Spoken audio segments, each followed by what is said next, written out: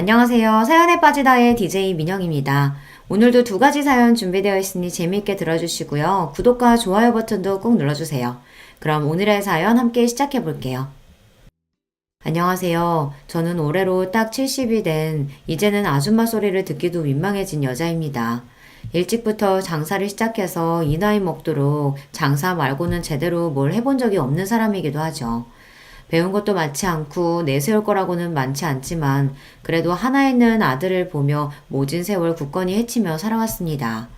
저와 비슷한 나이에 자식 낳고 살아오신 분들이라면 다들 그러시리라 생각합니다만 보잘것없는 인생에서 가장 귀하고 귀한 것을 꼽는다면 역시 자식일 거라고 생각합니다. 저 역시 그렇게 생각하며 평생을 살아왔습니다. 하나 있는 외아들 녀석에게 마음 상하고 상처받을 일이 생긴다 한들 그게 부모의 역할이려니 생각하며 아픈 가슴을 부여지고 미련하게 살아왔죠. 하지만 자식이라고 해서 모든 일이 다 용납되는 건 아니라는 걸, 부모라고 해서 마냥 아무런 대가 없이 내어주기만 해서 될 일이 아니라는 걸 이 나이 먹고서야 겨우 깨닫게 되었습니다. 다 필요 없다. 못난 어미 덕보고 고생 모르고 살아왔으면서 어미 하는 일이 보잘것없다고 이리 어미를 업신 여겨? 나 우습게 아는 놈 나는 없는 셈 치고 살 테니까 어디 너 바라던 대로 창피한 어미 없이 잘들 살아보거라. 어머니 제가 잘못했어요. 딱 한 번만 용서해 주시면 두 번 다시 실망시키는 일 없을 테니까 제발 한 번만 용서해 주세요. 기회는 차고 넘치도록 줬어. 내 평생을 너를 용서하고 또 용서한 결과가 고작 이거냐? 더는 이놈한테 속을 일 없다. 제가 오죽하면 아들놈한테 이런 소리를 다 했겠습니까? 저로서도 정말이지 쉬운 결정은 아니었어요. 하지만 진작 아들 녀석 버르장머리를 제대로 고쳐놨어야 했어요. 이제 와서 머리 다 굵은 자식 새끼 뜯어 고쳐놓을 수도 없는 노릇이니 마음을 아주 독하게 먹었습니다. 상처 중에 가장 아픈 상처가 믿었던 자식 새끼한테 받은 상처가 아닐까 싶습니다. 저렇게 아들놈 내치고 나서 저라고 어떻게 괜찮을 수 있었겠어요. 한동안 허하고 쓰린 마음을 달랠 길이 없어 적잖이 마음고생을 해야만 했습니다. 여러분들 사연을 들려주는 이 채널의 존재를 알지 못했더라면 아마 저는 더 오랜 시간 혼자 끙끙 가슴앓이를 해야 했을 거예요. 그 생각만 하면 얼굴도 이름도 모르는 여러분들께 참으로 감사한 마음 그뿐입니다. 제 속마음 털어놓을 곳으로 이 채널을 선택한 것 역시 그런 감사한 마음에서 비롯된 것이라고 할 수 있겠죠. 도대체 무슨 일로 하나에는 피부치한테까지 저리 매정하게 돌아선 건지 지금부터 제 사연을 들려드리고자 합니다. 저는 형제 많은 집안의 셋째 딸로 태어났습니다. 세간에서는 얼굴도 안 보고 데려간다는 귀한 셋째 딸이라고들 하지만 실상 저는 그리 귀하게 자란 편은 못 됩니다. 위로는 많은 동생들 건사한다고 항상 날이 서 있던 언니 오빠가 있었고 제 밑으로도 줄줄이 동생이 셋이나 되었으니까요. 중간에 낀 제 신세는 늘 어정쩡하기 짝이 없었습니다. 그렇다고 제 목 야무지게 잘 찾아먹는 야무진 성격도 못 되어서 그 많은 식구들 속에서도 항상 소외감을 느끼며 자랐던 것 같습니다. 공부를 잘했다고 한들 빠듯한 집안 형편에 마지도 아니고 중간에 낀 저한테까지 기회가 주어졌을 것 같지 않습니다만 어차피 공부에도 별 소질은 없었어요. 그러니 애초에 제게 주어진 선택지는 그리 많지 않았습니다. 고등학교를 졸업하자마자 곧장 시집을 가거나 공장에 취업해서 집안 살림에 보탬이 되거나 둘 중 하나였죠. 그나마 고등학교라도 끝까지 다니게 해준 것만으로도 감지덕지해야 할 판이었어요. 하지만 어린 나이에 덜컥 시집을 가는 것도 무섭더라고요. 그리 크게 형제지간의 정을 느끼지 못하며 자란 형제 자매들에게 저 한 몸 희생해가며 뒷바라지에 인생을 허비하고 싶지도 않았습니다. 그래서 고등학교를 졸업하자마자 친구 따라 타지로 나가 곧장 취업을 했습니다. 일부러 숙식 제공까지 가능한 기숙사형 공장에 들어가서 처음 한 해는 죽어라고 일만 해서 돈을 모았습니다. 고작 고등학교 졸업하고 아무것도 할 줄 모르는 여자애한테 숙식까지 제공하는데 돈을 뭐 얼마나 줬겠습니까? 기숙사 시설도 열악하기 짝이 없었어요. 겨울에는 난방도 제대로 안 되고 여름에는 푹푹 찌고 말 그대로 그냥 맨바닥이나 다름없는 공장 한 구석에 지붕만 덮어놓은 곳이었어요. 그래도 쥐꼬리만한 월급이나마 악착같이 모아 친구랑 단칸방을 하나 얻어 나와 살게 되니 조금은 숨통이 트였습니다. 둘이 발 뻗으면 남을 공간은 없는 곳이었지만 태어나서 이렇게 적은 인원이랑 방을 써보는 것도 집을 나와서가 처음이었어요. 항상 형제들 몸에 켜켜이 쌓여 발디딜 틈도 없는 곳에서 잠을 잤으니 항상 제대로 자지 못해서 한낮에도 꾸벅꾸벅 졸기 일쑤였죠. 그럴 때마다 밤에 안 자고 뭐 했냐고 구박받기가 일쑤였고요. 비록 초라한 공간이었지만 어린 날 꿈을 꾸기에는 충분한 공간이었어요. 남편을 처음 만난 것도 바로 그 즈음이었습니다. 남편도 본가에서 나와 인근 공장에서 일을 하던 사람이었어요. 친구통에 처음 만난 자리에서 수더분하고 꾸밈 없는 차림에도 눈빛이 맑았던 게 인상이 남아있습니다. 그 사람도 저처럼 형제 많은 집안에서 넷째 아들로 자라나면서 부모 관심 제대로 못 받고 가난 속에서 항상 마음이 허기져 있던 사람이었습니다. 그 사람 얘기를 들을 때마다 꼭 제 마음속을 끄집어낸 것 같아 뜨끔할 때가 많았어요. 식구는 많았지만 정작 의지할 만한 사람은 아무도 없었다는 것조차 저와 그대로 닮아있던 사람이었습니다. 머지않아 그 사람과의 사이는 아주 가까워지게 되었죠. 인주 씨나 저나 하늘 아래 마음 둘 것 없는 사람들끼리 지금이라도 서로 의지해서 살다 보면 그래도 잘하면서 부족했던 것들을 조금씩은 채워줄 수 있지 않겠어요? 다른 건 몰라도 절대 혼자 남겨졌다는 생각 들지 않도록 노력할 테니까 인주 씨도 제게 그런 사람이 되어주셨으면 좋겠습니다. 초박한 청혼이었지만 그보다 더 진실한 말도 없다고 생각했습니다. 그때 이미 제 뱃속에 저희의 아들인 정우가 들어있었습니다. 없는 형편에 다른 사람 하듯이 결혼식은 언감생심 꿈도 꾸지 못했고 그나마 가진 옷 중 가장 깔끔한 옷을 입고 사진관에 가서 기념사진 한 장 박는 것으로 결혼식을 대신했습니다. 집 나온 이후 거의 을절하다시피 한 각자의 본가에는 구두로 결혼 소식만을 전했습니다. 다른 자식들 건사하느라 여전히 삶이 팍팍한 양가 부모님들이 저희를 따로 찾을 일은 그 후에도 없었습니다. 비록 반지하 단칸방에서 꾸린 신혼집이라고 하기에도 민망한 신혼살림이었습니다만 그럼에도 행복했습니다. 가진 것은 없어도 서로 줄 수 있는 가장 좋은 것을 서로에게 아끼지 않는 저희였어요. 마음이 오가는 것이 이리 따뜻한 일이라는 것도 남편 덕에 알게 되었어요. 나날이 부풀어 오르는 제 배 때문에 더는 공장 일을 나갈 수 없어 없는 살림이 더욱 빠듯해졌지만 부족하면 아끼고 모자라면 욕심 줄여가며 소박하게 지냈습니다. 그렇게 저희 두 사람이 서로 의지하며 신혼을 보내던 중 기다리던 아이가 태어났습니다. 바르게 커달라는 부모의 바람을 담아 정우라는 이름을 붙여주었어요. 아이가 뱃속에 있을 때도 그랬지만 아이가 태어나고 나니 느껴지는 책임감의 무게가 남달랐습니다. 저희 부부 모두 많은 형제들 사이에서 무관심 속에 방치되는 상처를 경험해 보았기 때문에 처음부터 자식을 많이 낳고 싶은 생각은 없었습니다. 저희가 저희 능력에서 감당할 수 있을 만큼만 낳아서 줄 수 있는 사랑을 다 쏟고 싶었어요. 아직 가난하기 이를 데 없는 저희였기에 형편이 덮이지 않는 이상 정우는 저희의 유일한 자식이 될 터였습니다. 그만큼 더욱 소중한 아이였어요. 아직 저는 몸푼 지 얼마 되지 않아 일을 나가기는 무리였으니 남편이 제 몫만큼 더 힘을 낼 수밖에 없었어요. 제가 정우 낳고 느꼈던 책임감의 무게 이상으로 막중한 임무를 짊어진 남편이었습니다. 나는 절대로 우리 정우한테 내가 느꼈던 비참한 감정 느끼면서 자라게 만들지 않을 거야. 내 아버지가 그랬던 것처럼 낳아놨으니 할 일 다 했다는 듯이 자식 내팽개치지 않고 내 자식 늘 좋은 것 해주지는 못하더라도 하고 싶은 거 하고 사는데 망설이지 않도록 노력할 거야. 그걸 위해서라면 내 한 몸 부서지는 것도 아깝지 않아. 남편은 자신의 말을 증명이라도 하듯 예전보다도 일을 늘려 몸이 부서져라 열심히 노력했습니다. 원래도 타고나길 성실한 사람이었으나 아버지가 되었다는 책임감은 남편의 지친 몸을 다시금 일으키는 원동력이 되어주었어요. 저도 아직 채 돌아오지 않은 몸 상태와 아직은 24시간 옆을 지켜야 하는 갓난쟁이 아들을 돌보는 정신없는 와중에도 아름아름 부업거리를 물어다가 푼돈이나마 가게에 보탰습니다. 비록 남편은 아이 키우느라 살림하느라 정신없이 바쁜 와중 부업까지 하는 제 아내를 늘 안타까이 여겼지만 말이에요. 내가 부족해서 아직 몸조리도 제대로 못한 당신 이런 일까지 하게 만드네. 앞으로 고생 안 하게 해주겠다고 해놓고 도리어 더 고생시키는 것만 같아 미안해. 무슨 그런 말을 해요. 나도 하고 싶어서 하는 거야. 밖에서 하루 종일 제대로 앉을 틈도 없이 일하는 당신에 비하면 집에서 편하게 소일거리나 하는 내가 고생은 무슨 고생이야. 나 하나도 고생스러운 거 없으니까 미안하단 소리 하지 말아요. 남편은 안쓰럽게 바라보긴 했지만 그건 꼭 남편 미안해하지 말라고 한 소리만은 아니었어요.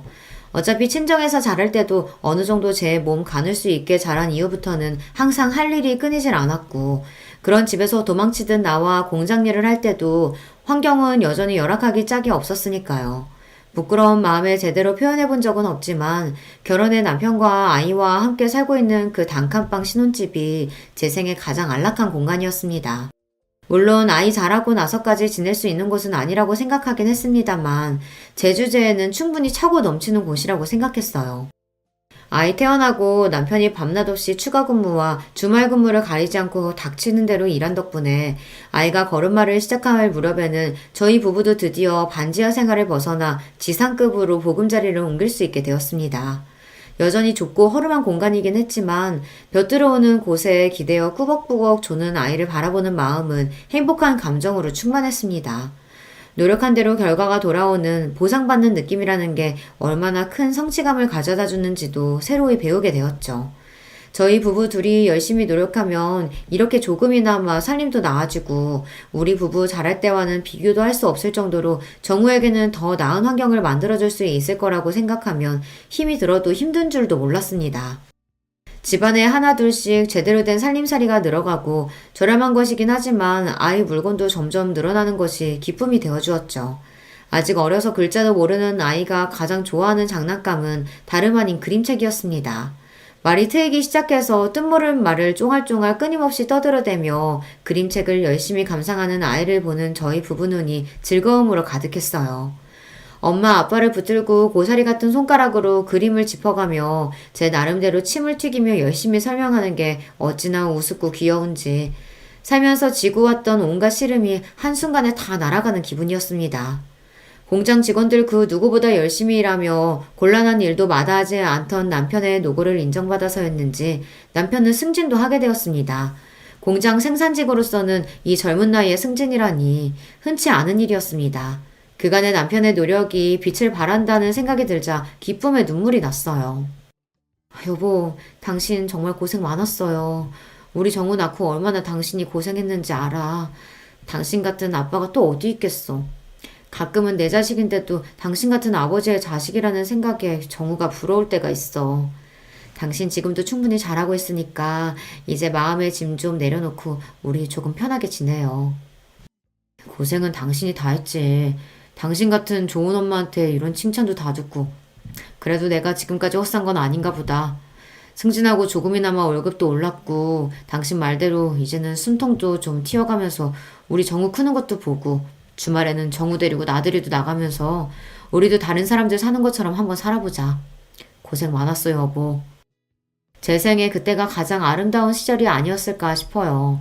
그 이후로 제 인생에 여러 번 기쁜 순간들이 찾아오기는 했지만 그 조금은 부족했던 시절만큼 제 마음이 충만했던 시절은 없었던 것 같아요. 제 인생의 전성기를 꼽자면 남편과 함께했던 그 젊은 날을 주저없이 꼽을 수 있어요.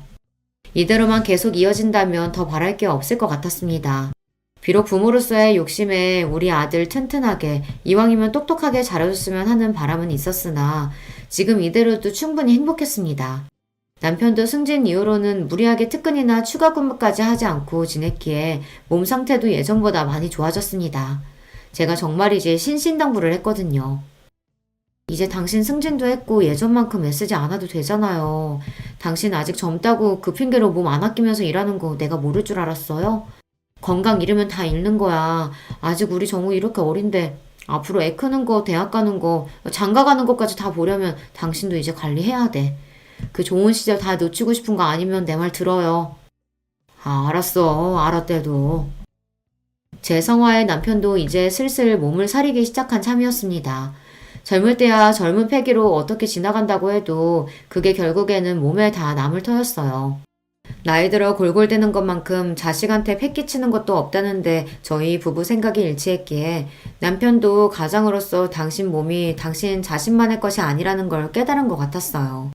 스스로를 아낄 줄 모르는 사람이기에 이렇게나마 자신의 몸을 돌볼 줄 아는 사람이 되었다는 사실이 뿌듯했습니다. 그날은 남편 공장에 급작스럽게 추가 주문이 들어와 물량을 맞추느라 전 직원이 야근을 하게 된 날이었습니다. 전화로 야근 소식을 알리는 남편에게 또 당부를 했죠. 당신 내 말 잊지 않았죠? 위험한 쪽으로는 얼씬도 하지 말고 저녁도 거르지 말고 몸이 재산이라는 거 꼭 기억하고. 아이고, 알았습니다. 누구 말씀이라고 감히 거역하겠습니까? 만원님 말씀 잘 들어야지.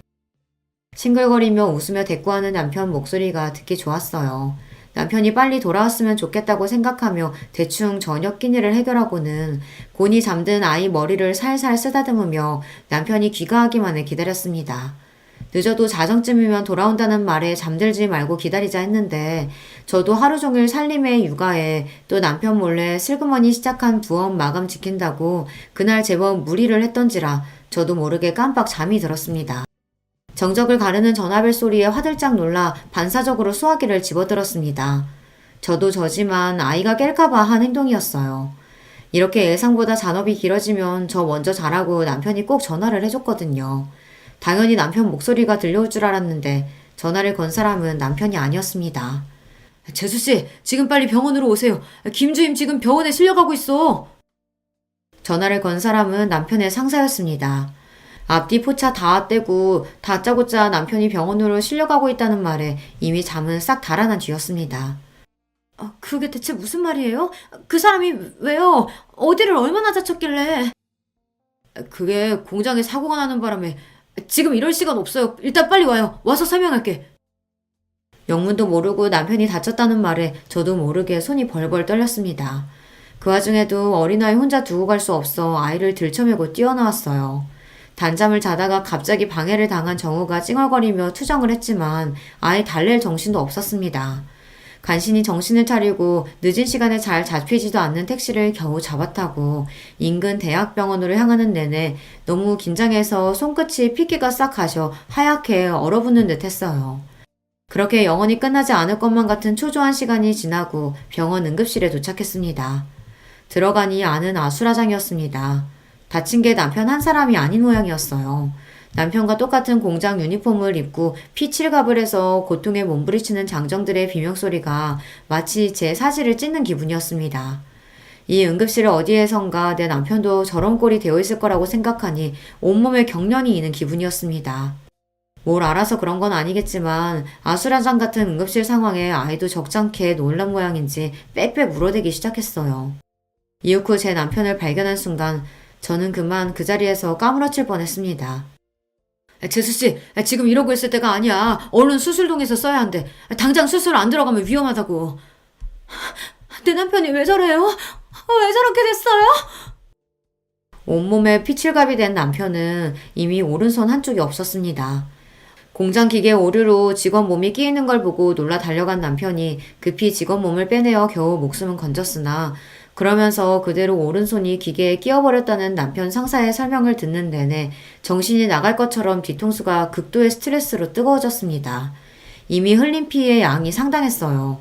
벌벌 떨리는 손으로 수술 동의서를 쓰는 와중에 출혈이 너무 많아 결과를 장담할 수 없다는 의료진의 설명을 들었습니다. 선생님, 제발 살려주세요. 우리 남편 좀 제발 살려주세요.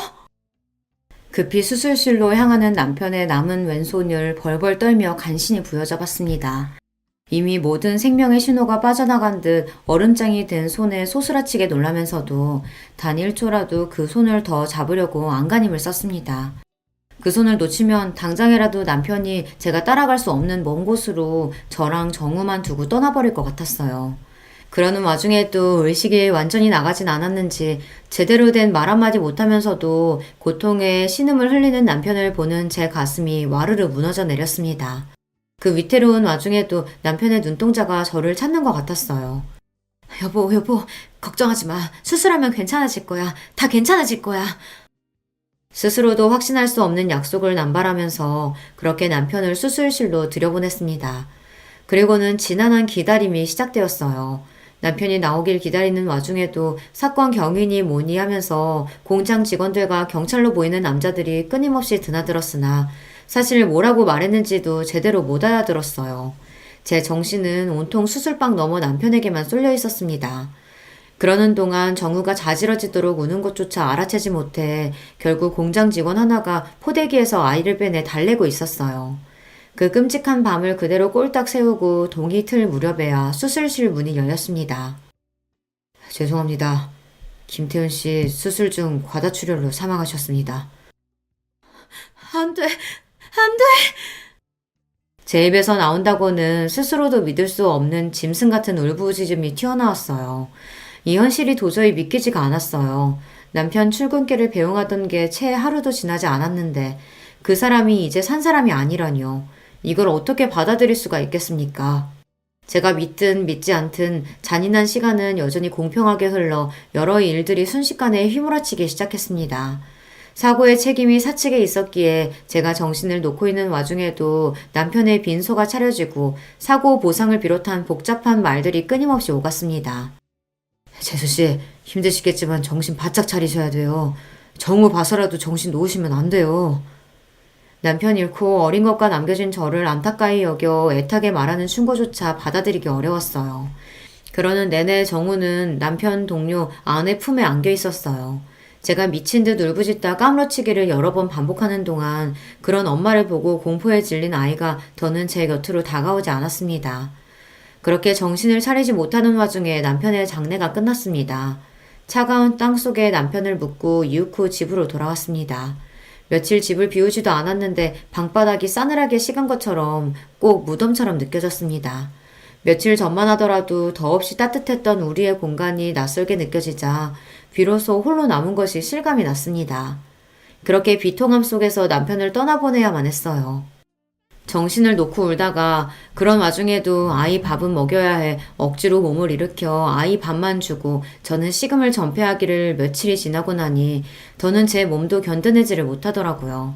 결국 정신을 놓은 제 발치에서 아이가 세상이 떠나가라 울기 시작했습니다. 그제야 간신히 정신을 차렸습니다. 아이 아빠 잃은 지 얼마나 지났다고 저까지 잃게 만들 수는 없었어요. 정우야 미안해. 엄마가 잘못했어. 엄마가 잘못했어, 정우야.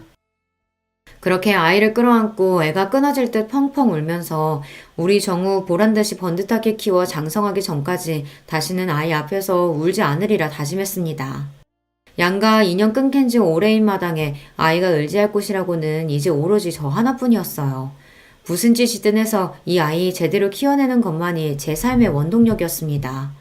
사고로 간 남편 앞으로 남겨진 약간의 보상금 외에 제게 남은 것이 별로 없었습니다. 지금 살고 있는 집도 자가가 아니었고 알뜰하게 모은 남편 월급이 떨어지면 당장 먹고 살 길이 막막할 판이었어요. 그렇다고 저 어린 거 집에 놓고 마냥 일자로 구하러 다닐 수도 없었습니다.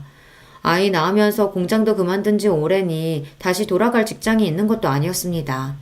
그날부터 주먹밥을 빚어다 아이를 들쳐업고는 새벽에 무작정 인근 터미널로 향했습니다. 허가받고 장사하는 것도 아니니 터미널 관계자한테 쫓겨나기도 부지기수였습니다. 하지만 오늘 하루 벌지 않으면 앞으로의 생활을 장담할 수 없었어요.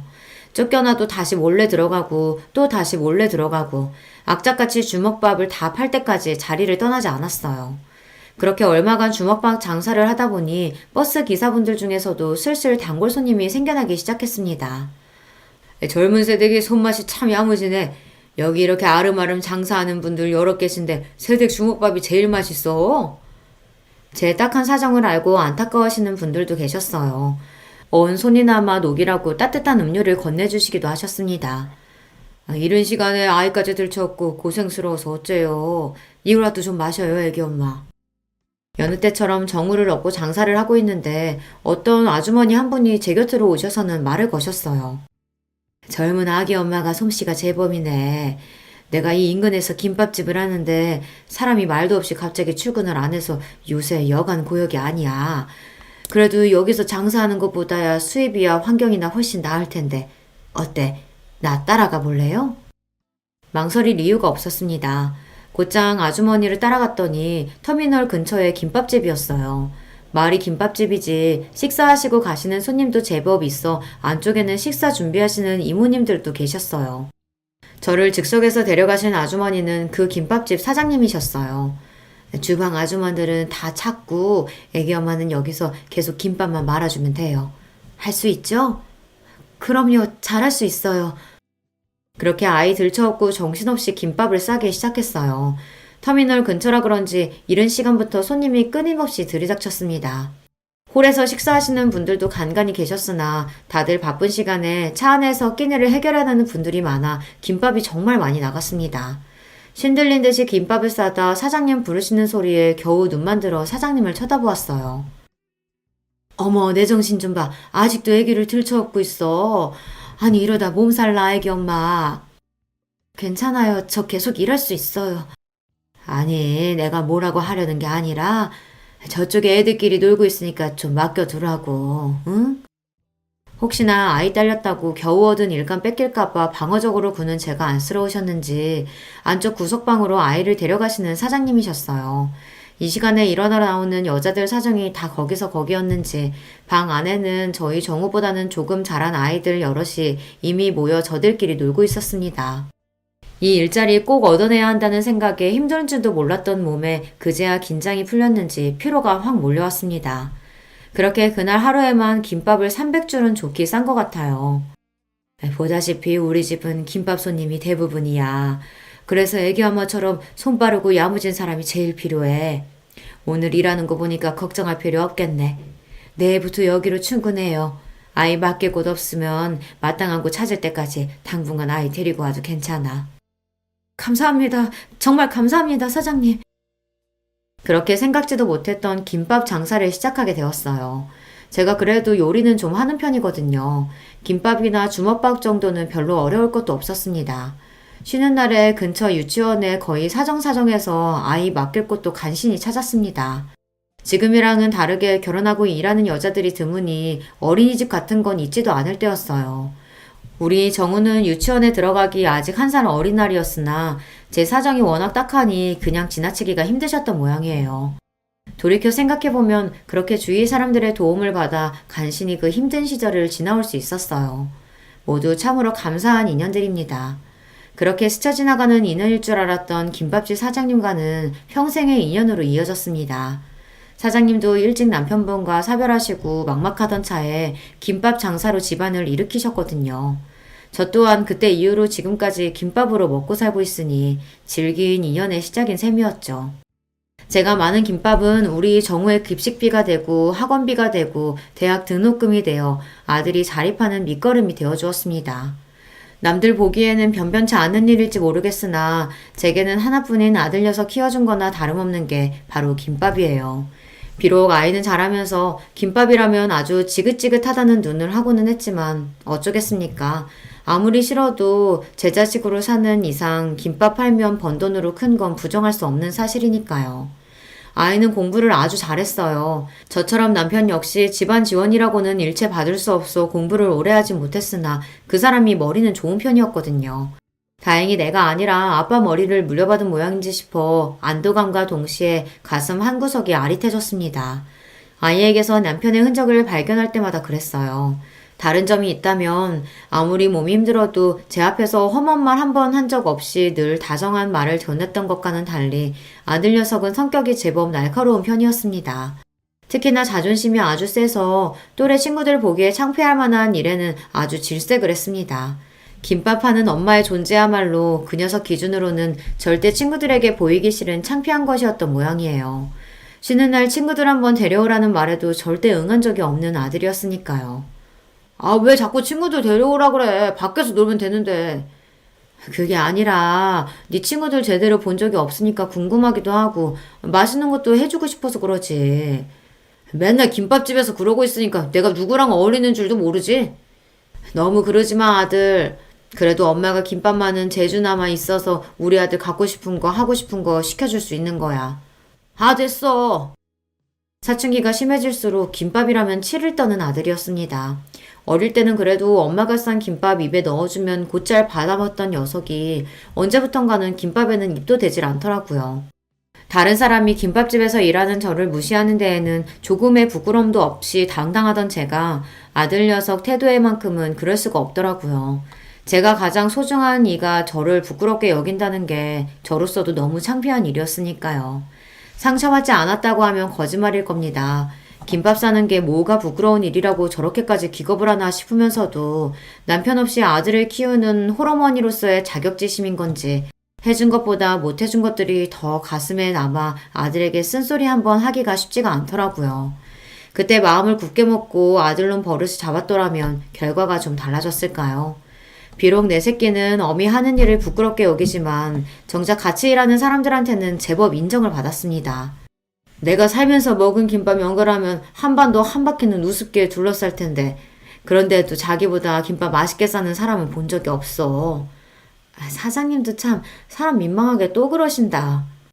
어머, 얘는 내가 없는 소리 하는 줄 아나 봐. 진짜라니까?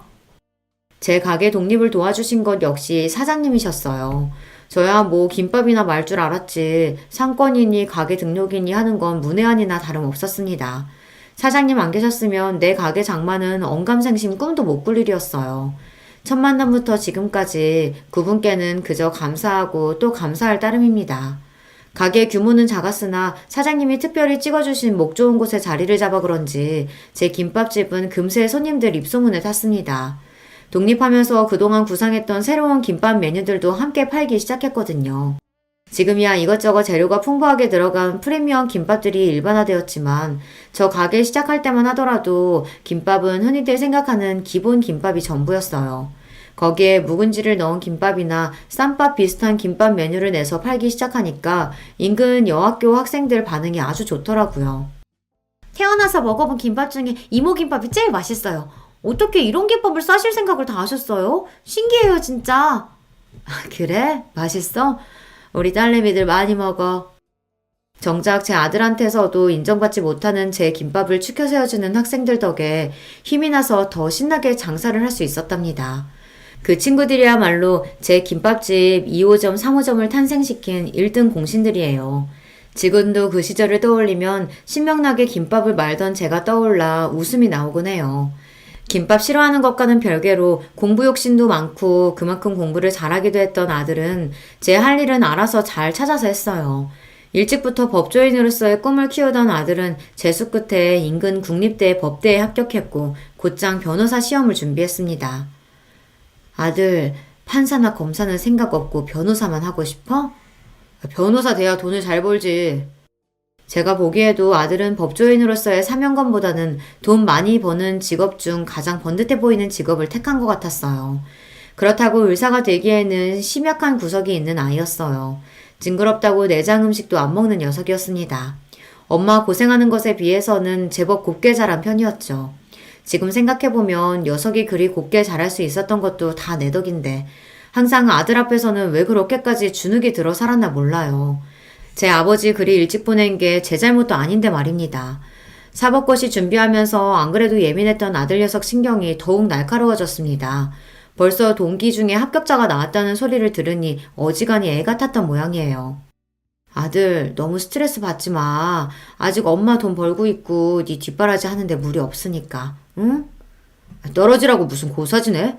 하루라도 빨리 아들 합격하길 바라야지. 그게 무슨 소리야. 시험에 대한 부담감을 내려놓으라고 한 말에 발끈하는 아들한테 서운한 마음이었으나 저도 오죽하면 그럴까 싶어 서운함을 애써 꾹꾹 눌렀습니다.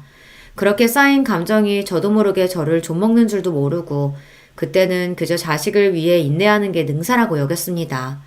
자식이 엇나갈 때 바로 잡아주는 것 역시 부모의 역할이라는 걸 너무 늦게 깨달았어요. 그래서 아들이 드디어 바라고 바라던 변호사가 되었던 날은 기쁨도 기쁨이었지만 안도감을 더 크게 느꼈던 것 같습니다. 이제 저도 숨통 좀 트였으니 녀석 눈치 볼 일이 좀 줄어들지 않을까 싶었던 것 같아요. 참 아들 눈치를 어지간히도 봤네요. 변호사가 되자마자 아들은 아주 바쁘게 지냈습니다. 어디 취직을 한 게 아니라 하도 성화를 부려서 변호사 사무실 개업을 해줘서 아직 그리 바쁠 때는 아니라고 생각했는데 알고 보니 주말마다 선을 보느라 바쁜 아들이었어요. 변호사 된 지 채 1년도 되지 않아 며느리 될 아이라고 데려온 아이는 피아노과를 졸업한 유복한 집안 따님이었습니다. 사업하는 집안 외동딸이라고 하더라고요. 말이 결혼이지 아들 본인이 대릴 사이를 자처한 거나 다름없는 결혼이었어요.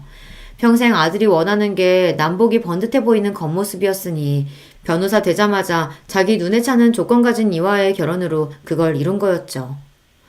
저희 어머니께서는 요식업에 종사하고 계세요. 지금은 업장도 여러 개 가지고 계시고 덕분에 저도 고생 모르고 공부할 수 있었죠. 상견례라고 나가서는 사돈딸 분들께 인사한 뒤로 제대로 대화조차 나누지 못했습니다. 그래도 제가 자기 어미인데 아무렴 자기한테 해댈 소리를 하겠습니까?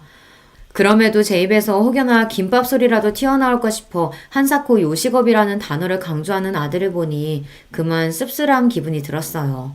제 어미가 그 고생을 해가며 자식 새끼 변호사까지 만들어줬더니 돌아오는 대접이 겨우 이건가 싶어 서러웠어요. 하지만 그런 마음을 드러낼 자리가 아니었습니다.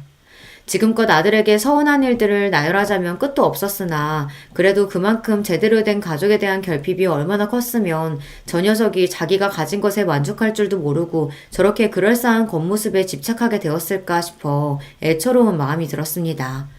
어찌되었든 제 새끼가 아닙니까? 제 새끼 허물 감싸는 걸 유일하게 남은 부모인 저 아니면 또 누가 하나 싶었어요. 그럼에도 녀석이 생각하는 제대로 된 가족에 어미인 저는 결코 들어가지 못했다고 생각하면 여전히 서운한 마음을 달랠 길이 없었지만 말입니다. 며느리 된 아이는 좋게 말하면 새침하고 제가 느낀 바로 있는 그대로 표현하자면 깍쟁이 같은 면이 있는 아이였어요. 결혼하고 시어머니인 저와는 대놓고 거리를 두려워하는 것 또한 그랬습니다.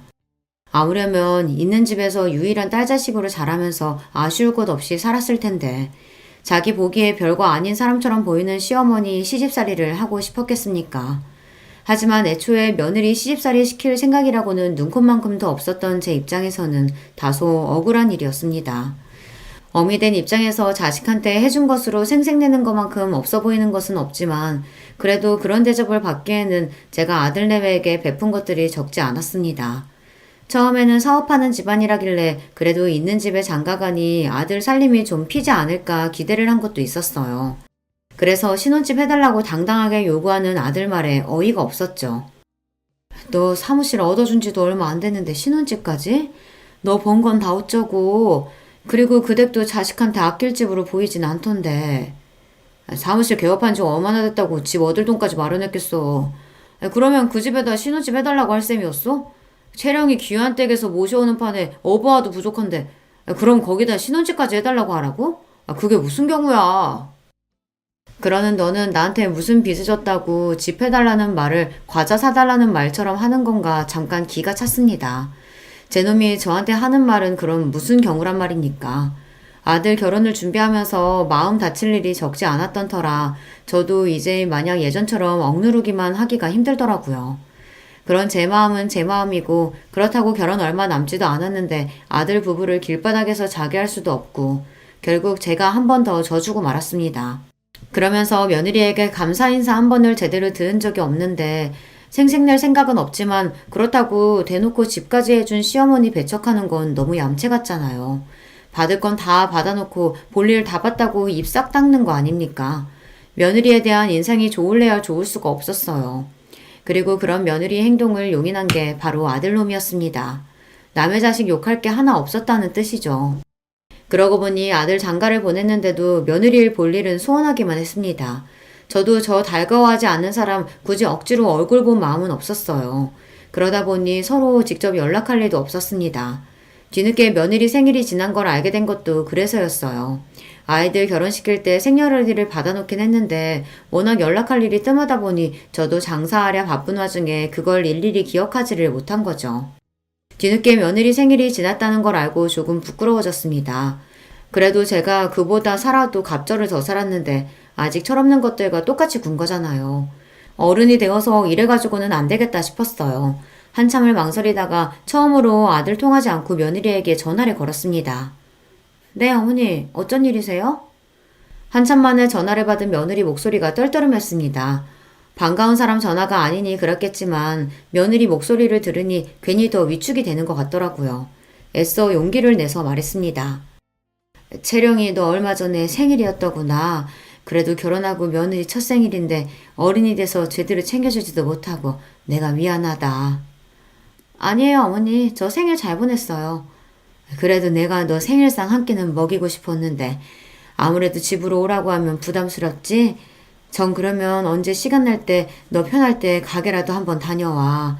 너 먹고 싶은 거 해줄게. 평생 한 일이라 김밥은 눈 감고도 마니까 김밥도 좀 싸가고. 우리 집 김밥 맛있어. 네, 그럴게요. 그렇게 어색하고 대면대면하게 통화를 마쳤습니다. 전화를 끊고서 저도 모르게 휴 숨을 내쉬었어요. 며느리랑 통화 한번 하는 게 이렇게 긴장되는 일인 줄 몰랐어요. 처음부터 좋은 감정으로 시작하진 않았지만 이렇게 내가 한 걸음 다가가면 그래도 불편하고 꺼려지는 사람으로 남지는 않겠지 애써 스스로를 다독였습니다. 아들로부터 전화가 걸려온 건 며느리와 통화한 지 채 30분도 지나지 않을 때였어요. 평소에 연락도 잘 안 하는 놈이 웬일인가 싶어 전화를 받자마자 놈이 소리부터 버럭 질렀습니다. 엄마, 채령이한테 전화했어? 사람 불편한 거 뻔히 알면서 진짜 왜 그래? 그것도 모자라서 김밥을 싸가라니 많이. 도대체 그런 소리 왜 하는 거야? 내가 김밥 질색하는 거 뻔히 알면서. 그런 헛소리 할 거면 채령이한테 전화하지 말아요. 이놈이 정말 하다하다 어미한테 못하는 소리가 없었습니다. 자식한테 이런 취급까지 당하고 나니 그제야 정신이 번쩍 들더군요. 분노로 부들부들 떨리는 손으로 휴대전화를 부러뜨리기라도 할 기세로 꽉 쥐고는 저도 소리를 치기 시작했어요. 이 괘씸한 놈의 새끼. 이 은혜도 모르는 금수만도 못한 놈. 네 놈이 그게 지금 어미한테 할 소리야? 내 청춘 다 빨아먹어 큰 놈이. 네 어미가 만든 김밥 아니었으면 지금쯤 어디서 어떻게 빌어먹고 살지도 모르는 놈이 감히 어미를 업신여겨? 네 어미 김밥 장사하는 게 그리도 부끄럽더냐? 그렇게 창피하고 싫으면 김밥 팔아 번 돈도 마다하지 그랬냐? 버는 족족 네 놈 돈이라도 된다는 듯 내 등에 빨대 꽂고 살아놓고선 감히 나를 무시해? 내 김밥을 무시해? 내가 만든 김밥만도 못한 놈이 감히? 오냐, 김밥 장수 어미가 그렇게 부끄러우면 김밥으로 해준 것도 도로 싹 토해내라. 나도 내 인생 싸그리 부정하고 날 때부터 귀족이라도 됐냐구는 니놈 거만한테도 더는 못 봐주겠다. 그러고는 분노에 차서 씩씩대며 전화를 끊었습니다. 은혜도 모르는 아들놈에 대한 분노와 비로소 그에 대한 서러움과 울분으로 가득 차 있던 속내를 터뜨렸다는 생각에 전에 없이 흥분이 치솟았어요. 그건 분노이자 일견 후련함이기도 했어요. 나 아니면 아무것도 아니었을 놈을 뭐가 그렇게 무섭다고 할 말도 못하고 살았는지요. 그 생각이 들자 더는 놈을 참아줄 이유가 없어졌습니다. 아들놈 퇴근 시간이 채 되기도 전에 아들내외가 제 집으로 튀어왔습니다. 이 지경까지 와야 아들내외 얼굴 한번 볼 수 있구나 생각하니 기도 안 차더군요. 엄마, 내 사무실 내놨어요? 어떻게 나한테 한마디 상의도 없이. 네 사무실? 네 사무실이 어딨어? 그게 다 내 돈인데. 눈도 깜짝 않고 야멸차게 말하는 저를 보고 되려 아들 녀석이 당황했습니다. 녀석이 그렇게 당황하는 건 처음 봤어요. 저도 녀석을 어쩔 줄 모르게 만들 수 있었다니 그게 그렇게 손쉬운 방법인 줄 알았다면 진작 좀 해볼 걸 그랬어요. 아직 너희 신혼집 내놨다는 소리는 못 들은 모양이구나. 사무실 얘기만 하는 걸 보니. 내가 내 재산 내 마음대로 하겠다는데 너랑 상의가 왜 필요해? 너는 나한테 뭐 하나 의논하고 결정했니? 그래서 나더러 신혼집 해달라며 일방적으로 통보했어? 강도도 그렇게는 안 할 거다. 어미 무시할 거면 일관되게 무시만 하던가 지갑 취급하며 그동안 잘도 빼먹고 편하게 살았지? 김밥 말아 파는 어미 부끄러워하는 자식 새끼 나도 필요 없다. 꼴 보기 싫으니까 잔말 말고 둘 다 내 집에서 나가. 전에 없이 매몰차게 자기를 내치는 제 모습이 차마 믿기지 않았는지 벌린 입을 다물 줄 모르는 아들이었습니다. 녀석보다 조금 더 빨리 상황을 파악한 며느리가 제 앞에 납작 엎드렸습니다. 어머님, 제가 정말 죄송해요. 그동안 제가 많이 서운하게 해드렸죠? 제가 생각이 모자라서 어머님 마음을 미처 헤아리지 못했어요. 잘못했어요. 화 푸세요. 네 탓할 생각 없다.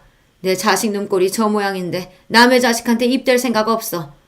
다만 내 재산 내가 알아서 하겠다는 것뿐이니 나한테 이리 빌어봤자 소용없다.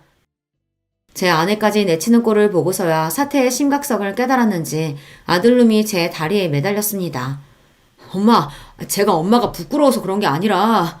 아니긴 뭐가 아니야. 세상에 내 존재 가장 작게 만드는 게 바로 네 놈이야. 네 놈 제대로 키워보겠다고 시작한 일을 가장 초라한 일로 만드는 게 바로 네 놈이라고. 내가 뭐 한다고 너 같은 놈 키워낸다고 그 고생을 했는지 모르겠다. 고마워할 줄도 모르는 너 같은 놈 때문에. 엄마, 진정 좀 하시고 제발. 진정은 네가 해야지. 이제 부끄러운 어미 없이 네 놈 혼자 헤쳐나갈 세상살이가 결코 녹록지 않을 텐데 그래야 하지 않겠어? 그간 내 그늘 아래서 세상 무서운 줄 모르고 곱게만 자랐지. 그게 결국은 널 위한 게 아니었는데 지금이라도 잘못된 건 바로 잡는 게 맞겠다. 그래도 내 덕에 돈 걱정 없이 법 공부했으니 너도 억울해할 것도 없다.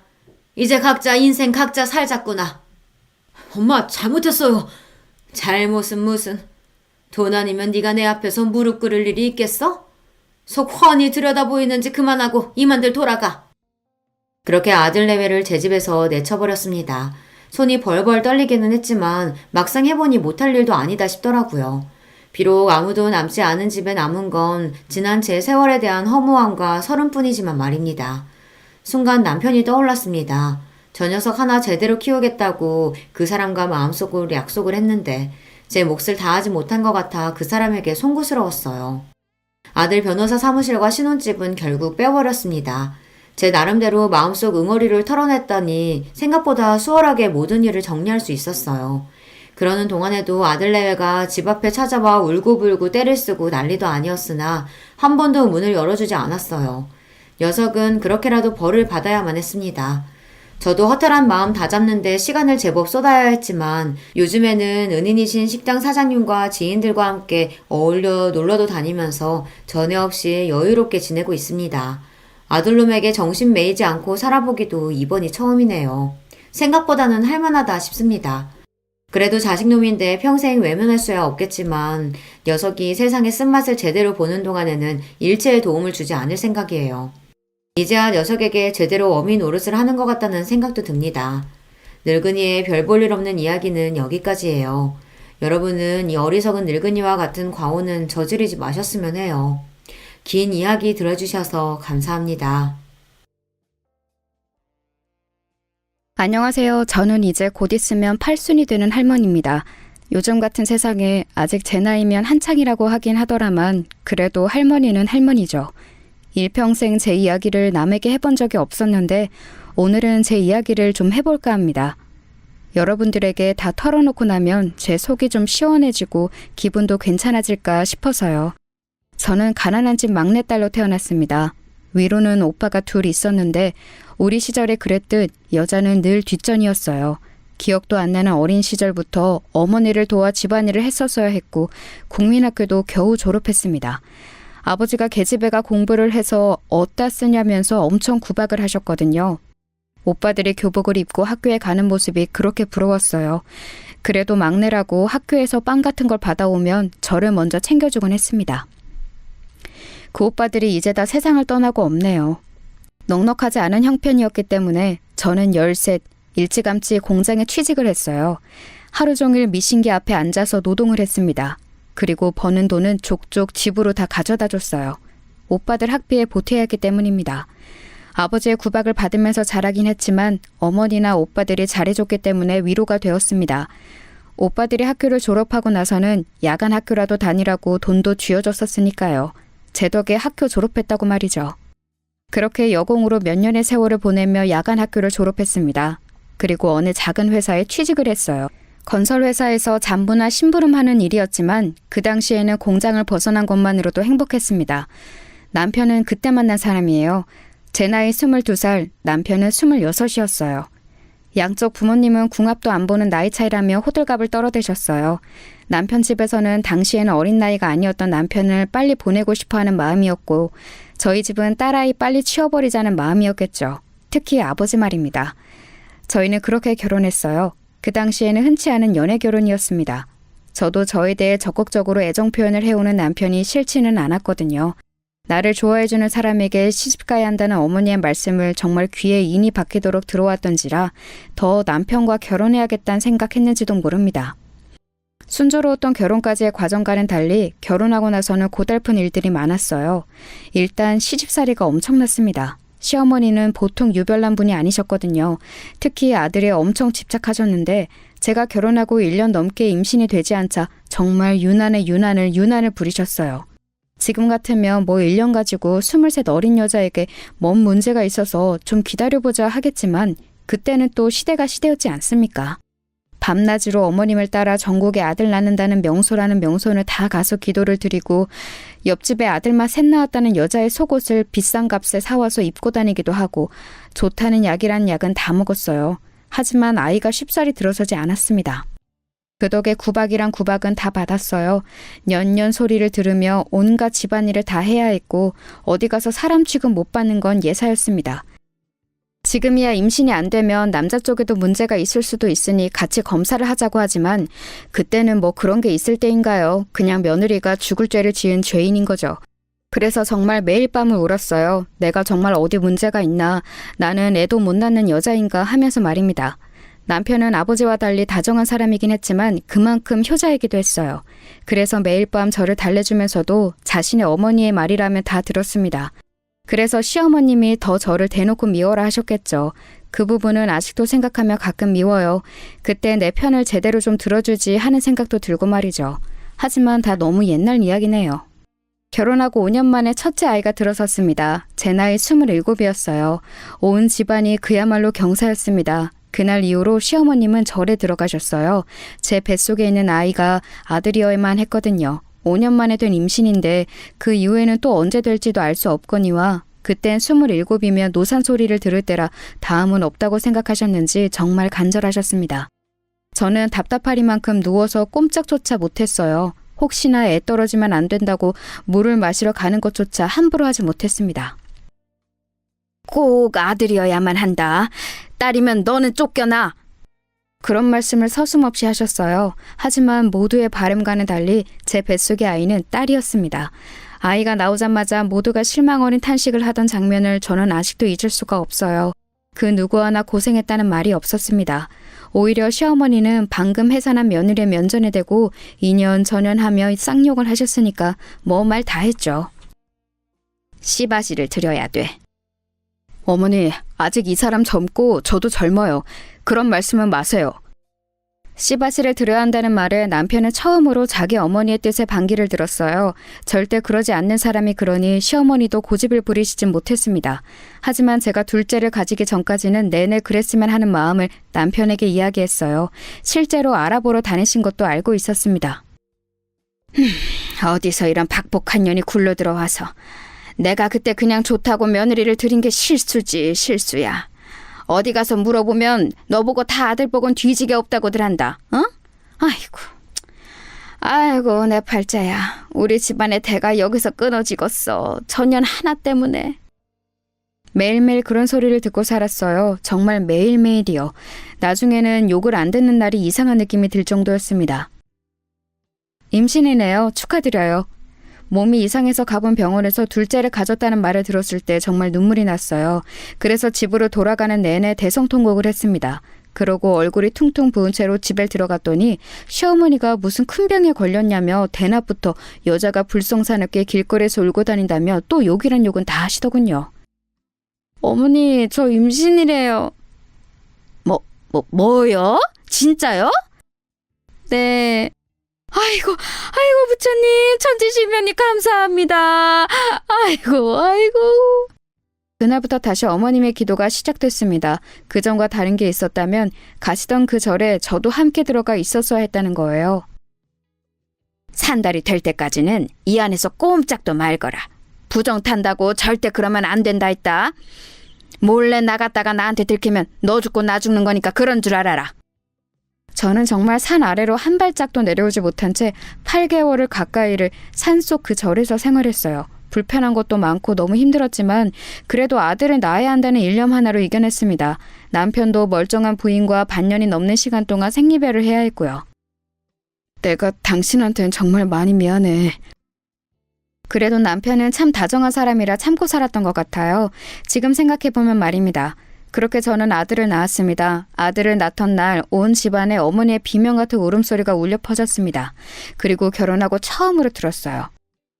수고했다. 수고했다는 말입니다. 그 말 한마디 듣자고 7년이 넘는 세월을 그렇게 마음고생 몸고생한 거 생각하니 허무하더라고요. 대체 아들이 뭐라고 말이죠. 하지만 저도 어쩔 수 없는 옛날 사람인지라 딸아이보다는 아들내미가 이쁘긴 하더군요. 그래서는 안 되는데 말입니다. 엄마는 왜 정수만 이뻐해? 엄마가 언제 정수만 이뻐했어. 정희도 예뻐해. 거짓말. 엄마가 맨날 간식도 정수 하나 더 주는 거 내가 모를 줄 알아? 어린 시절 딸아이가 했던 말이 다 늙은 지금도 가슴에 콱 박혀 있어요. 저도 좋은 엄마는 아니었나 봅니다. 그렇게 저는 제 할 몫은 다 했어요. 그렇게 원하고 바라시던 아들도 낳아드렸고 어머님이 돌아가실 때까지 모시고 살았으니 말입니다. 돌아가시기 전에 유언처럼 그러시더군요. 너같이 착하고 잘하는 며느리는 또 없더라. 미안했다. 물론 그 한마디로 모든 것들이 씻기듯 없어진 건 아니었지만 그래도 지난날 제 세월이 아주 헛된 건 아니구나 싶어 눈물이 났습니다. 어머님이 돌아가시고 사람들은 며느리가 시어머니를 참 많이 좋아했나 보다 했지만 제 눈물은 사실 그 안에 대한 눈물이었어요. 당신 정말 고생 많았어. 일평생 효자였던 남편만이 그래도 제 마음을 어느 정도는 알아주더군요. 그거마저 없었으면 진작 짐을 몇 번이고 쌌겠죠. 아들내미는 정이 많은 타입은 아니긴 했어요. 하나 있는 아들 잘 키워야 한다며 어머니가 싸고 돌면서 하고 싶다는 거 다 시켜주고 다 사주고 그렇게 키우는 바람에 버릇이 좀 없기도 했고 말이죠. 그래도 공부는 곧잘 해서 학교도 좋은 학교를 갔어요. 그게 또 어머님의 엄청난 자랑거리셨죠. 만나는 사람마다 손자 학교 자랑을 하셨으니까 말입니다. 딸아이도 공부를 곧잘 했어요. 그래도 딸이 무슨 대학이냐며 절대 안 된다 하셨지만 못 배웠던 게 어린 시절에 한으로 남아있던 제가 정말 빡빡 우겨서 딸아이도 대학을 보냈습니다. 한 푼도 보태줄 수 없다는 어머님 말에 남편이 뒤에서 조금 그리고 제가 모아둔 비상금 조금 그렇게 학비를 쥐어줬던 기억이 나네요. 시간이 좀 지나서 딸아이가 그러더라고요. 엄마가 나한테 다 잘해준 건 아니고 나도 서럽고 섭섭한 기억 너무 많았지만 그때 나 대학 그렇게 보내준 걸로 엄마는 엄마 몫을 다 한 거야.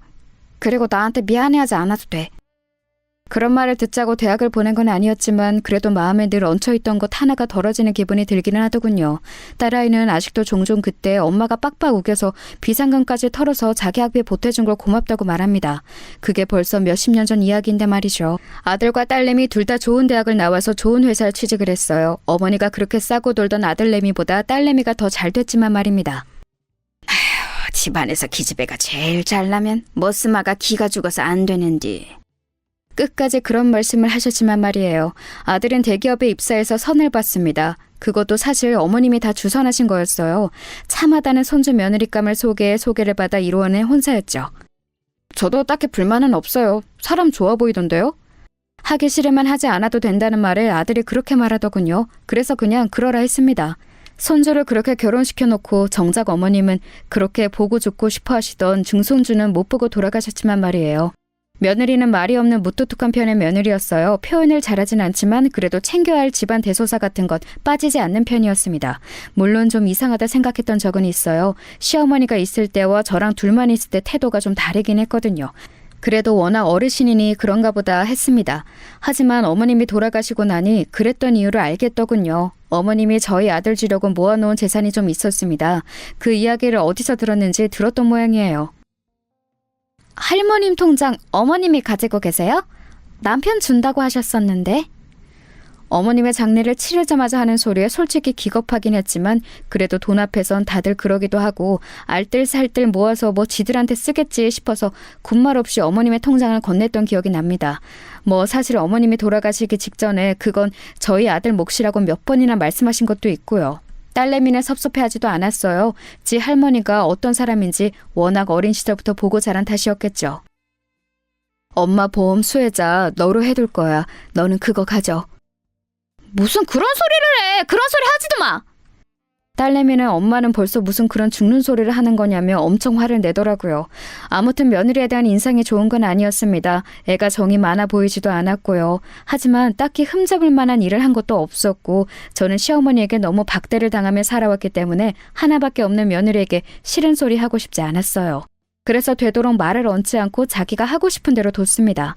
그래서 교류가 없는 편이었어요. 명절이나 생일에나 한 번씩 볼 정도로요. 그마저도 얼마 가지 않아 다는 오지 않고 1년에 한 번 정도로 줄어들긴 했지만 말입니다. 애들한테 그다지 바라는 것도 없었고 지들 밥벌이 다 잘하고 결혼해서 부모 속 안 썩이는 것만으로도 효도라고 생각하고 있었기 때문에 불만은 없었습니다. 그리고 시어머니가 돌아가신 이후에는 남편이랑 여기저기 같이 여행도 다니고 하면서 둘이서 잘 지냈거든요. 어머니가 아들 몫이라고 몰래 숨겨뒀던 땅이 좀 있었는데 그게 많이 올랐어요. 그 주변에 싹 다 재개발에 들어갔거든요. 그래서 그 땅을 팔아 건물을 한 채 사서 남편과 그 건물에 세를 받아 생활했습니다. 둘이서 여행 가고 싶은 곳 마음대로 다니고 맛있는 거 먹고 그러기에는 차고 넘치는 돈이었어요. 며느리에게 이 아이가 일반적이진 않구나 하는 감정을 느낀 것도 그 즈음일 겁니다. 시어머니가 물려주신 땅이 또 있고 그 땅이 재개발에 들어갔고 그래서 저희가 그 땅을 팔아서 건물을 샀다는 걸 알게 되었을 때 며느리의 태도였습니다. 아버님, 오늘은 제가 밥 해드릴게요. 전과는 너무 다르게 애교도 있고 잘하더군요. 특히 남편에게 말이죠. 하지만 남편은 시어머니랑은 달리 그런다고 우리 며느리 하는 사람은 아니었지만 말입니다. 아버님이 좀 무뚝뚝한 편이신 것 같아요. 좋으면서 저러는 거니까 너무 신경 쓰지 말거라. 그래도 혹여나 며느리가 기분이 상할까 제가 중간에서 많이 애쓰긴 했어요.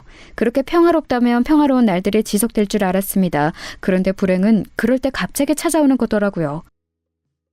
암이라고 하는구먼. 너무 늦게 발견해서 수술도 의미가 없냐.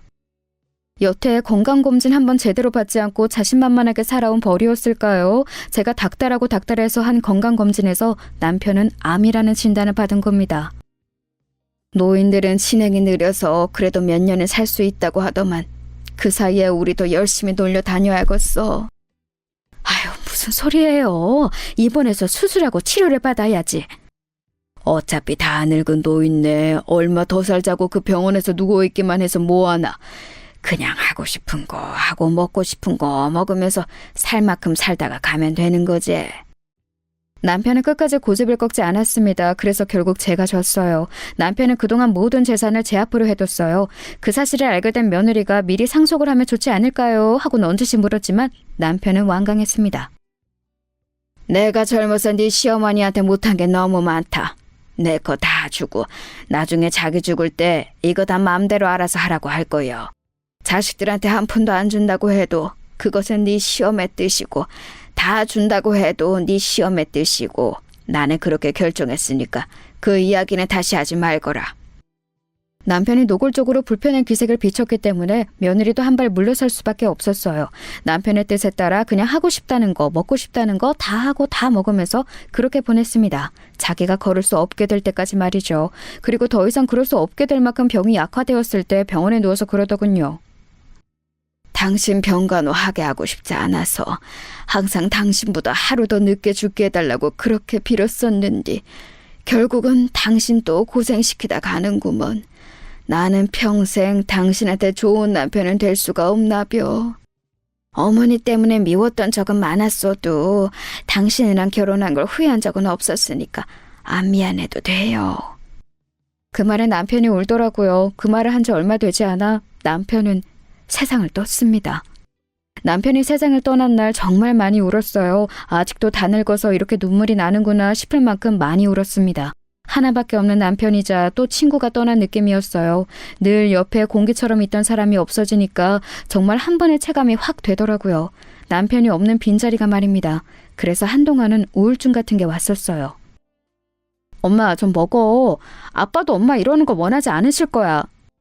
딸이 이틀에 한 번꼴로 집에 와서 저를 챙겼습니다. 그때 딸아이 아니었으면 견뎌내기 힘들었을 거예요. 물론 며느리도 평소보단 훨씬 더 얼굴을 비추긴 했습니다. 어느 정도 시간이 지나고 남편의 빈자리도 또 혼자라는 사실도 적응이 되어갈 무렵 남편이 쓴 일기를 읽게 되었어요. 그 일기에는 저에게 얼마나 미안한 마음을 가지고 있는지에 대한 내용과 자기가 떠나고 나서도 제가 호강했으면 하는 마음이 가득 담겨 있었습니다.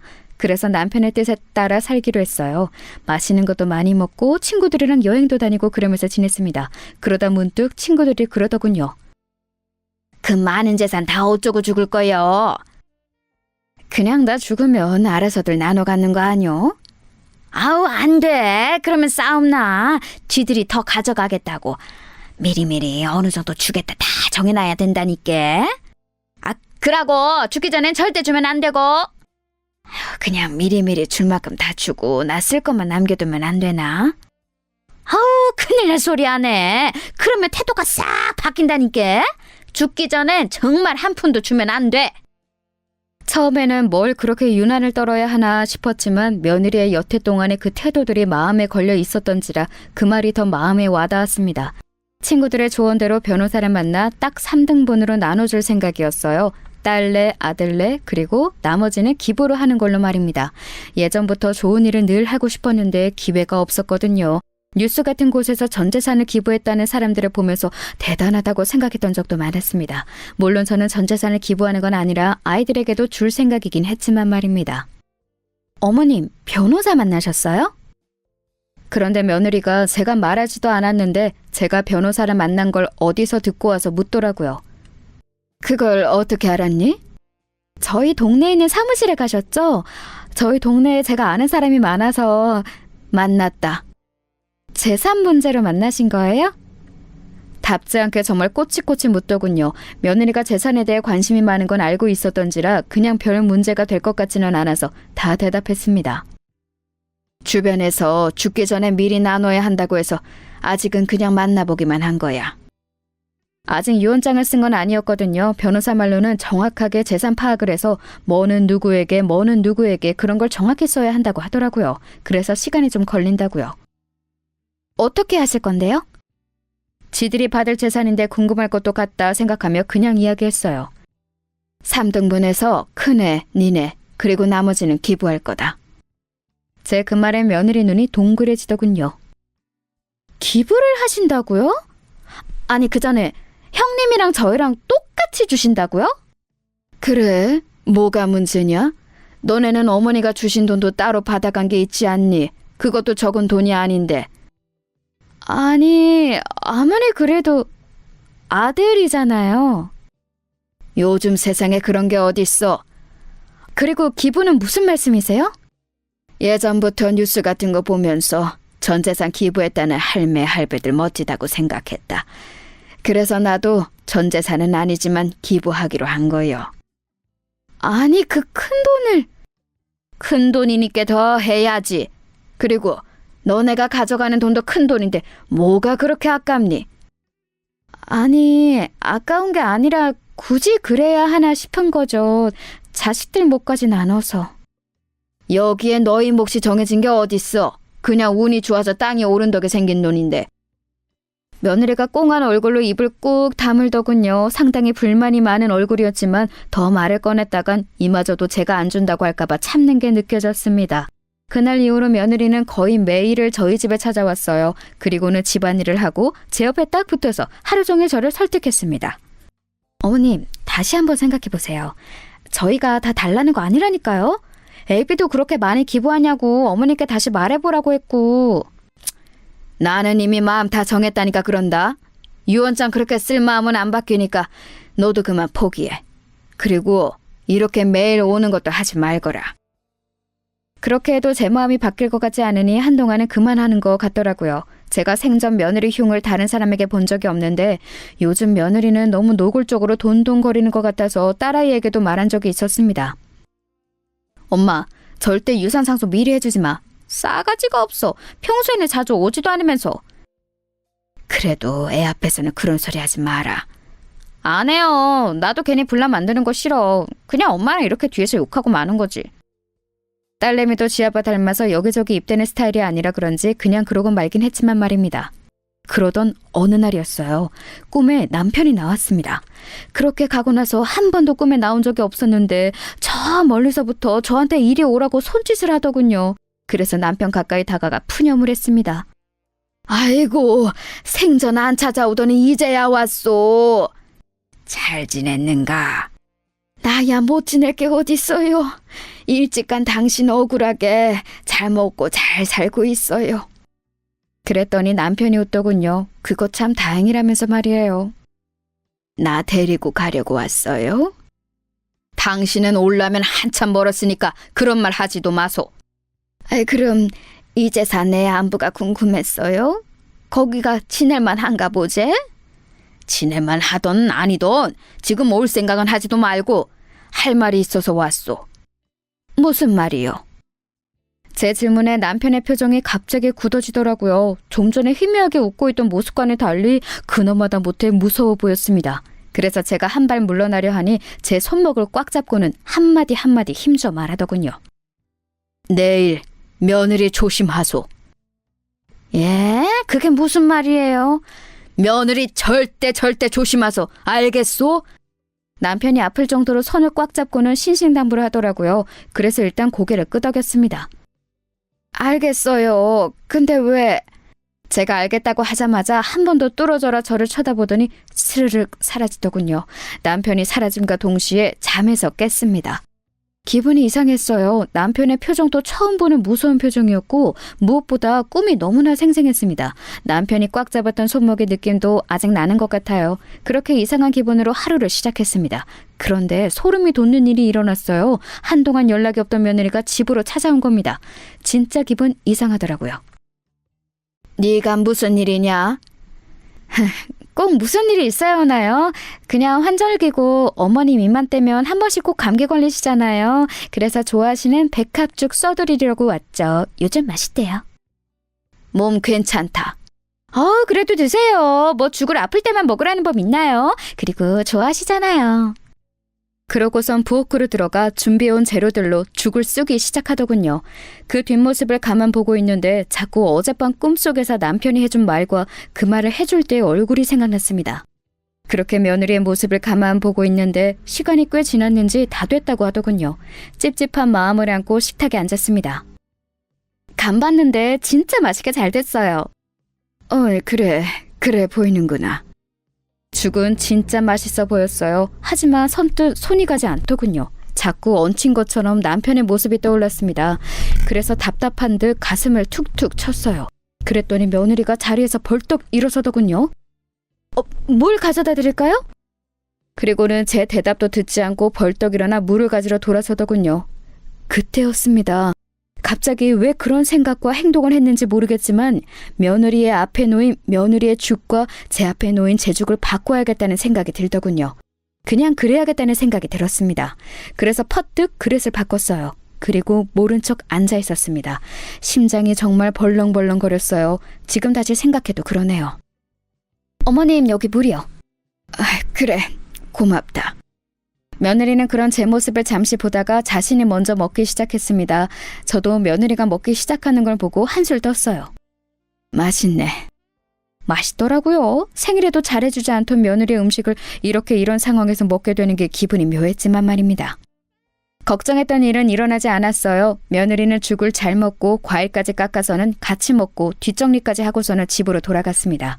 아무 일도 일어나지 않아서 오히려 민망하고 그런 생각을 잠시나마 했던 게 며느리한테 좀 미안하더라고요. 아휴, 그 양반은 왜 생전 나타나지도 않다가 나타나서 그런 말을 해서는.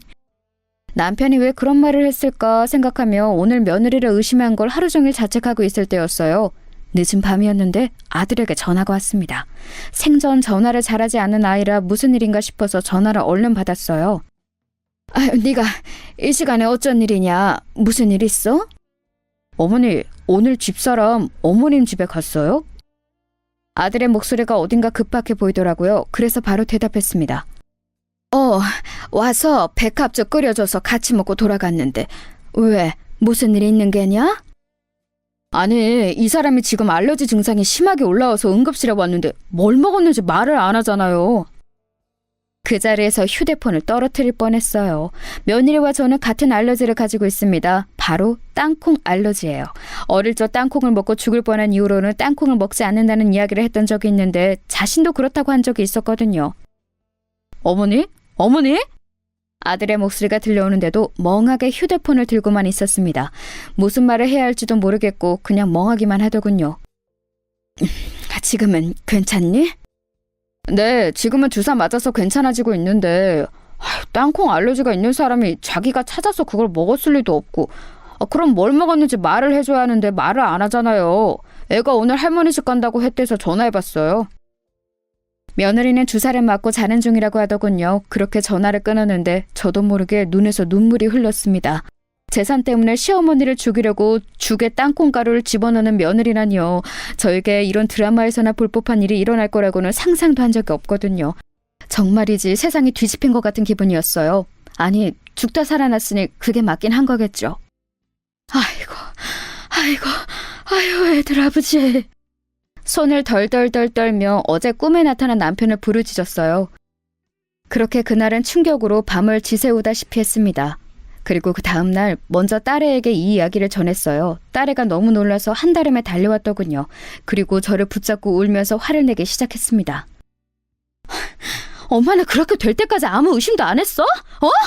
진짜 큰일 날 뻔했잖아. 아빠가 꿈에 안 나타났으면 어쩌려고 그랬어? 상상이나 했겠니? 그런 일을 할 거라고. 딸애는 한참을 울면서 화를 내더니 당장이라도 누구 하나 때릴 기세로 일어서더군요. 내 인연을 가만두나 봐. 그 자식도 가만 안 둘 거야. 어디서 그런 년을 데리고 와서는. 일단 앉아라. 내가 그렇게 말한다고 해도 그 아이가 박바국이면 그만인데 누구 말을 믿겠니? 너도 처음에 엄마가 잘못한 거 아니냐고 몇 번을 되물었잖아.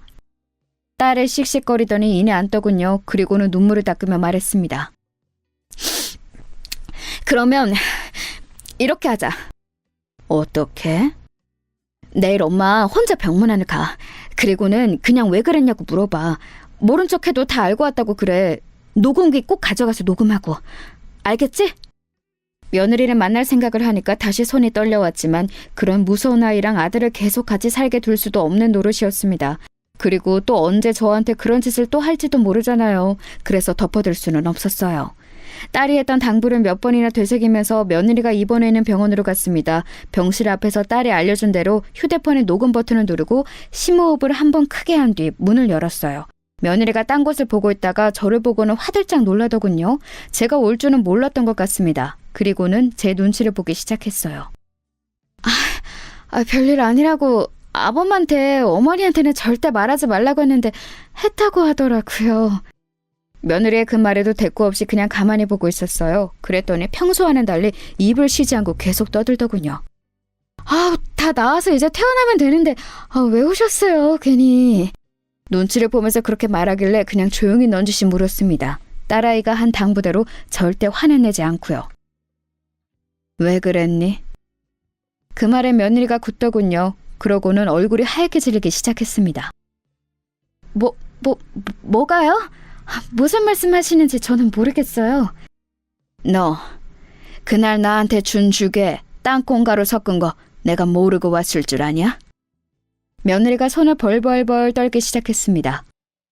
어머니, 뭔가 오해가 있으신가 본데. 네가 이런 식으로 나오면 나도 애비한테 다 말하는 수밖에 없어. 딸애가 말한 대로 바로 아들 이야기를 하면서 협박 아닌 협박을 했습니다. 그랬더니 침대에서 벌떡 일어나 무릎을 꿇더라고요. 그리고는 싹싹 빌기 시작했습니다. 어머니, 진짜 죄송해요. 제가 순간 눈이 뒤집혔었나 봐요. 돈에 눈이 멀어서. 저도 어머님이 그날 죽 드시는 거 보고 이건 아닌데 아차 싶었지만 이미 벌어진 일이라. 제 앞까지 와서 바지가랑이를 붙잡았습니다. 한 번만 용서해주세요. 애비한테만큼은 절대 비밀로 해주시면 안 될까요? 제가 죽을 때까지 어머니가 하라는 대로 다 하고 어머님이 죽으라면 죽는 신용도 할게요. 재산 하나도 안 물려주셔도 괜찮아요. 저 진짜 후회하고 있어요. 한 번만 용서해주세요. 그러면서 눈물을 펑펑 흘리더군요. 그런 일을 저질렀다는 걸 알고 나서 보는 눈물이라 불쌍하지도 마음이 동하지도 않았습니다. 그냥 이 위기를 모면하기 위해 우는 걸로밖에는 안 보였어요. 제가 아무 말도 하지 않고 쳐다만 보고 있자 더 애가 다른 것 같더라고요. 생각해보겠다는 말을 하고 병실을 나왔습니다. 그리고는 딸아이에게 그 녹음본을 들려줬어요. 엄마, 진짜 용서해줄 건 아니지? 물론 그럴 생각은 없었습니다. 무서워서 같이 밥이나 먹을 수 있겠냐고요. 언제 또 나를 죽이려 할지 모르는데 말입니다. 그런데 아들에게 어떻게 말을 해야 할지 차마 입이 떨어지지 않더군요. 그래도 부인이고 애들 엄마고 그런 아이인데 말입니다. 충격받을 게 뻔했기 때문에 입이 떨어지지 않았습니다. 그렇게 며칠을 고민만 하고 아무런 행동도 하고 있지 못하고 있던 어느 날이었습니다. 아들이 찾아왔어요. 그리고는 정말 상상도 못했던 말을 하더군요. 어머니, 그 사람이 실수로 땅콩에 들어가는 음식을 어머니랑 자기랑 나눠 먹고 그런 일이 일어난 것 같다고. 어머니는 괜찮으시냐고 하던데 별일 없으셨어요? 먼저 선수를 친 겁니다. 제가 며칠째 조용하니 불안했던 건지 아니면 다 말할까봐 겁이 났던 건지 아들에게 거짓말로 그렇게 이야기를 한 것 같더라고요. 정말 기가 막혔습니다. 걔가 그러디? 네, 실수로 땅콩에 들어간 음식을 어머니랑 나눠 먹은 것 같다는데 어머니는 괜찮으세요? 알러지 심하시잖아요. 그때 누군가 집으로 또 찾아왔습니다. 며느리더군요. 얼굴이 하얗게 질려서 왔더군요. 제가 와본다니까 당신은 왜 왔어요? 그래도 어머니를 직접 봐야 마음이 놓이지. 알러지 반응 심하신데. 아직 별일 없는 거 보면 괜찮으신데 잘 지나가신 거죠? 그래 보이긴 한데 어머니 괜찮으신 거 맞죠? 며느리가 중간에서 제 눈치를 계속 보더군요. 안 괜찮다. 그쵸? 제가 알기론 어머니 어렸을 때 죽을 뻔하신 뒤로 절대 안 먹는다고 제가 아버지한테 몇 번이나 이야기 들었었는데 얼른 병원에 가서 검사라도. 나는 안 먹었어. 에? 근데 방금 안 괜찮다고. 도어락에 눌리는 소리가 나더니 이번에는 딸아이가 들어오더군요. 그 일이 있은 뒤 마음이 너무 불안하다고 딸아이가 요즘 집에 자주 찾아오곤 했습니다. 오늘 사단이 나겠구나 직감적으로 알 수 있었어요. 아니나 다를까 딸아이는 며느리를 보자마자 인상이 험악해지더군요. 네가 여기 어디라고 와?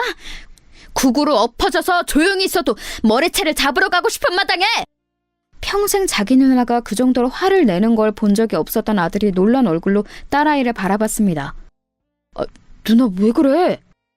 왜 그러긴? 뭐가 왜 그래? 네 와이프가 엄마 죽이려고 했는데?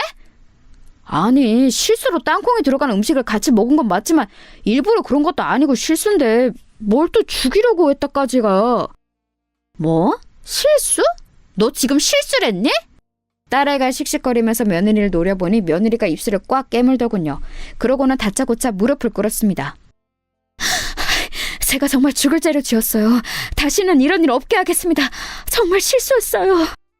실수라고 밀고 나가기로 했나 보더군요. 제가 녹음까지 해놨을 거라고는 꿈에도 생각하지 못하는 것 같았습니다. 실수? 실수를 했니 너 지금? 네. 어떻게 생각하시는지 알겠는데 저는 진짜 실수한 게 맞아요. 제가 죽을 뻔한 게 그 증거이지 않아요? 딸아이가 기가 차서 가슴을 퍽퍽 치더군요. 네가 엄마 재산 노리고 일부러 백합죽에 땅콩가루를 넣어놓고 지금 실수라고? 백합죽에 땅콩가루를 넣은 게 실수라는 거니? 그런 레시피가 어딨어? 백합죽에 땅콩가루를 넣은 적 없어요. 그 뒤에 먹었던 디저트가 그랬던 거지. 나는 디저트를 먹은 적이 없는데? 제 말에 며느리가 잠시 움찔하더군요. 어머니가 깜빡하신 거예요. 제가 빵 사와서 같이 드셨잖아요. 아니, 나는 아무리 생각해도 그날 너랑 먹은 거 백합죽이나 사과밖에 없다. 가만 듣고 있던 아들이 말을 보태기 시작했습니다. 백합죽에 이 사람이 땅콩가루를 왜 넣어? 누나도 너무 억측하지 마. 사람을 어떻게 그런 식으로 보고 말해? 네가 사람 보는 눈이 없으니까 저런 애는 마누랍시고 데리고 사는 거야. 지금 말 다 했어? 생사람 이렇게 말도 안 되는 소리 하면서 잡는 누나는 인성이 뭐 좋은 사람이야? 생사람? 생사람? 엄마가 그날 아빠가 꿈에 나타나서 며느리 조심하라고 안 했으면 그 말이 떠올라서 제 죽그릇이나 엄마 죽그릇 안 바꿨으면 그날 그거 먹고 쓰러진 사람은 엄마가 됐을 거야. 엄마는 집에 혼자 있으니까 아무도 발견해주는 사람 없이 그냥 돌아가셨겠지. 근데 뭐? 억측? 생사람? 그거 다 그냥 추측이잖아. 그리고 이 사람도 크게 아팠으니까 기억이 뭔가 잘못됐을 수도 있는 거고. 정말 너무들 하시네요. 며느리가 울기 시작하더군요. 그 모습을 보니 더 이상은 참아줄 수가 없었습니다. 그래서 방으로 들어가 휴대폰을 들고 나왔어요. 그리고는 그날 했던 대화의 녹음을 틀었습니다. 그 안에는 며느리가 제게 싹싹 빌면서 아들에게만은 비밀로 해달라는 음성이 다 녹음되어 있었어요. 그걸 듣는 며느리 얼굴이 하얗게 질려갔고 아들 또한 마찬가지였습니다. 당신 이거 뭐야 진짜야? 여보 그게 아니고. 며느리가 아들의 팔을 붙잡았지만 아들은 그런 며느리를 소름 끼친다는 듯 밀어버렸어요. 며느리가 바닥에 엎어져서는 울기 시작했습니다. 어머니 죄송합니다. 누나 미안해. 일단 나도 생각할 시간이 좀 필요해서.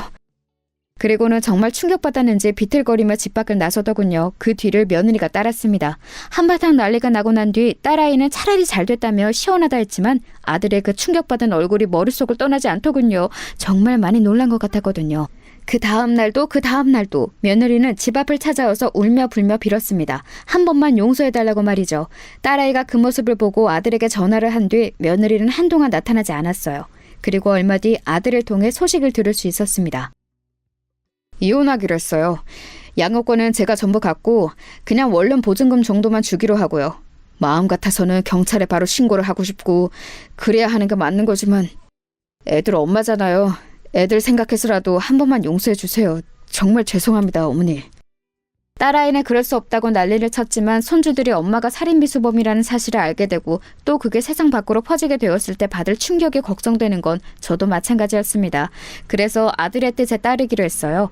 그 이후로 몇 년 동안 며느리를 볼 수 없었습니다. 소식도 들리지 않았어요. 뭐 죽은 듯이 사느라 그런 거겠지 했습니다. 하지만 알고 봤더니 이름도 바꾸고 성형수술로 얼굴도 다 바꿔서 다른 남자와 결혼했다더군요. 그것도 처녀라고 속이고 말이죠. 그러나 곧 그 집에서도 돈돈거리다가 쫓겨났다고 들었습니다. 그 아이는 언젠가 사고를 한번 크게 칠 것 같은 느낌이 아직도 듭니다. 그래서 가끔 그때 제대로 처벌을 받게 했었어야 했나 싶은 생각도 들었어요. 어디선가 저 같은 피해자가 또 생길지도 모르고 그때는 미수가 아니라 진짜로 실행될 수도 있는 일이었으니까요. 다시 한번 며느리의 소식을 들은 건 아들의 재혼식장에서였어요. 아니, 소식을 들었다기보다 제 눈으로 봤죠. 그 아이를 말입니다. 식장에 찾아왔더군요. 얼굴이 바뀌어 있었지만 저는 한눈에 알아볼 수 있었습니다. 그 사람이 가진 분위기라는 건 쉽게 바뀌지 않더라고요. 저와 눈이 마주치자 잠시 놀라는 것 같더니 다가오더군요. 놀라 도망갈 줄 알았는데 의외였습니다. 잘 지내셨어요? 못 지낼 건 또 뭐니? 그래 보이시네요. 새 며느리 봐서 좋으시겠어요. 그래, 너와 달리 참하고 좋은 아이라서 좋다. 애들이 새엄마 밑에서 자라는 게 좋은 건 아닌데요. 너 같은 엄마 밑에서 자라는 것보단 낫지 않겠니? 제가 저조차고 그런 거였겠어요?